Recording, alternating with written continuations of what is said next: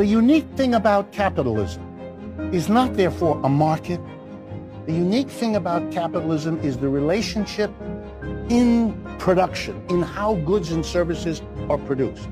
It's a relationship that is not master-slave, that is not lord-serf. It is a very particular arrangement, employer-employee.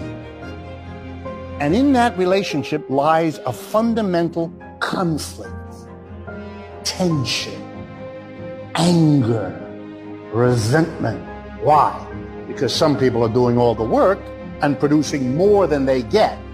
A more that we nowadays call the surplus, the extra. And if you're a capitalist, an employer, what of course is your interest? To give the worker the least possible while getting the most out of them, because that's the biggest surplus they can get. And the more surplus they have, the more secure they'll be. In capitalism, it turns out we've got exactly the same kind of system as we had in slavery and feudalism. Why? Because the worker has to produce more, a surplus, than he gets. Just as the master got the surplus the slave produced, or the feudal lord got the surplus that the serf produced. It's nobody's fault. It's the way the system is set up.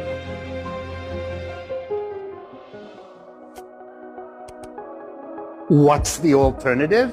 When the people who produce the surplus, the workers, are themselves the people who get the surplus. If all the workers together make a cooperative, then they aren't split between the employers and the employees, because both positions are occupied by every person in the operation. There's no split. How would that work? Take any factory, take any office, take any store, change it as follows.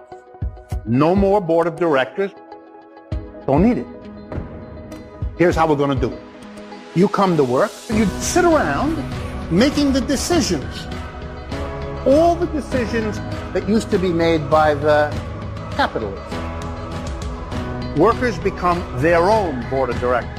Or to say the same thing another way, the worker-capitalist division dissolves.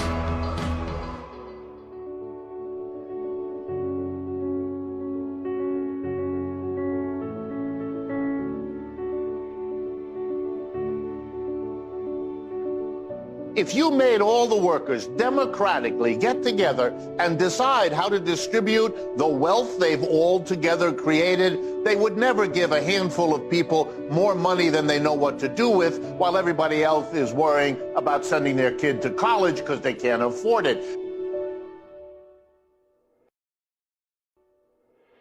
When you're discussing a new technology that might pollute the air or the water, the decision is made by the major shareholders and the board of directors, a tiny group of people who typically live in gated communities in a lovely leafy residence far away from the factory or the office or the store that pollutes. So they can make the investment in the new technology and reap the profits.